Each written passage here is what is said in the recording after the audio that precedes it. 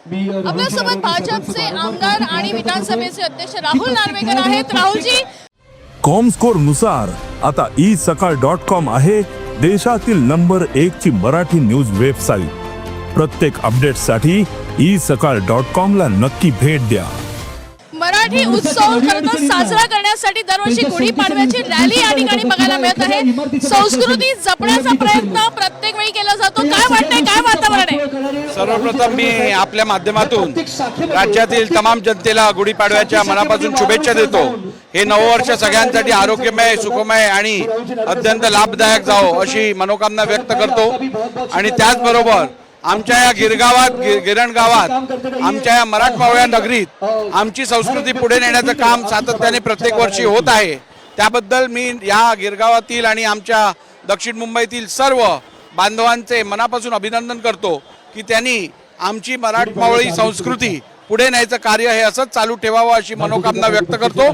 खूप खूप धन्यवाद. माय मराठी खरं तर ही थीम ठेवलेली आहे, कारण मराठी भाषेला अभिजात दर्जा दिल्यानंतरची पूर्ण थीम यंदा बघायला मिळते.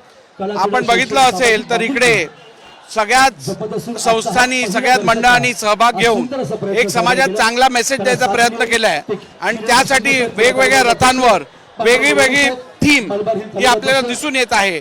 त्यामुळे यातून एक समाजात चांगला मेसेज द्यायचं पण कार्य होत आहे. शेवटचा प्रश्न विचारते, मराठी संस्कृती ही शिवसेनेने जपली असं आदित्य ठाकरे म्हणतायत, पण भाजप आता डोक्यावर आल्यानंतर काय करेल याचा भरोसा नाही असं टोला हाणलाय. मराठी संस्कृती जर का कोणी जपली असती तर त्या लोकांनी स्वातंत्र्यवीर सावरकरांचा अवमान करणाऱ्या, अपमान करणाऱ्या लोकांबरोबर मांडीला मांडी लावली नसती. बोलण्यापेक्षा आपण केलेल्या कृत्यावरती बघा.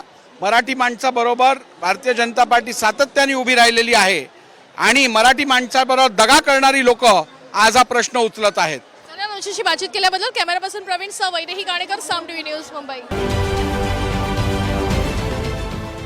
देश विदेशातील प्रत्येक घडामोडींचे लाईव्ह अपडेट मिळवण्यासाठी आता साम टीव्हीच्या सर्व सोशल मीडिया प्लॅटफॉर्मला लाईक, फॉलो आणि सबस्क्राईब करा. तसंच सर्व नोटिफिकेशनसाठी बेल आयकॉन प्रेस करायला विसरू नका.